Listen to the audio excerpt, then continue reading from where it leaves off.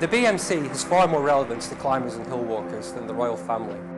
So it is with great pleasure that UKClimbing.com brings you Dave Turnbull, the CEO of the BMC, to address the mountain community in what we hope is the first of many BMC Christmas messages.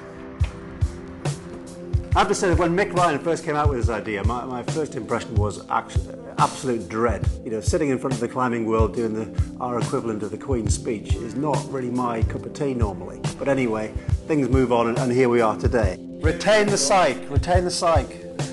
Our purpose is to do what our members want us to do. Our real kind of raison d'etre is access to the countryside, promoting safety, good practice and making sure that the sport relies as free from control and regulation as possible.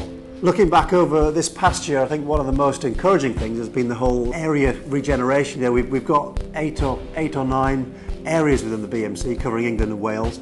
Up until a year or two ago, we'd have 5 or 6 people turning up at meetings. Now we've got the Midlands area, the Lakes area, the Peak and Wales with 50 plus at each meeting. We've got a very vibrant local scene, good people getting involved. So if you haven't done so already, I'd encourage you to have a close look at getting involved with the BMC at a local level. We're still doing a lot of work on campaigning for access to the countryside, trying to extend the Countryside Rights of Way Act to the coastline.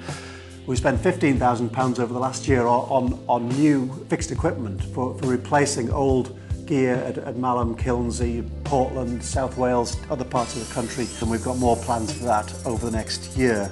These are our top secret new bolts for Stanage Edge. We bought Craigie Longridge in Lancashire, bouldering crag, 15 grand, cost us some of the money raised by local climbers. We produced a new crag code, we put a load of new belay stakes in the Pembroke Cliffs, ripped out 50, 75 old stakes that have been there for the last 20 years. We produced a pretty comprehensive series of British mountain maps now, covering the Peak, the Lakes, Wales and the Ben area.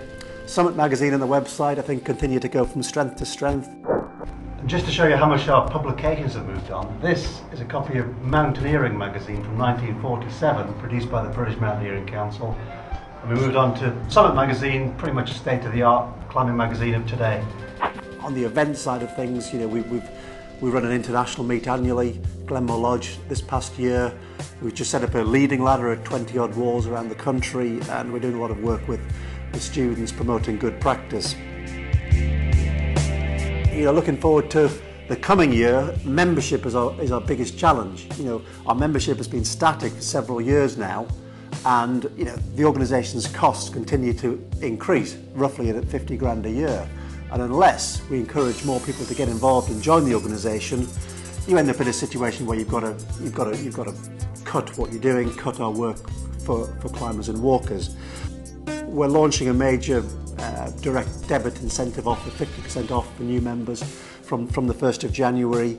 And you know, one of the cheapest ways to join the BMC is to join one of our clubs. You know, we've got 350 odd clubs in the country. Many of them very vibrant and active, and it's a very cheap way of joining the BMC. Stop smiling, Mick Ryan. We've lost government funding for competitions, the national team and expeditions over the last several years, and it's difficult to replace that. Just to sum up really, the BMC is not an ivory tower of a few characters in Manchester. It's an organisation that is basically owned by and run by its members. We're here to do the work you want us to do. We're very focused on that, and everything costs money.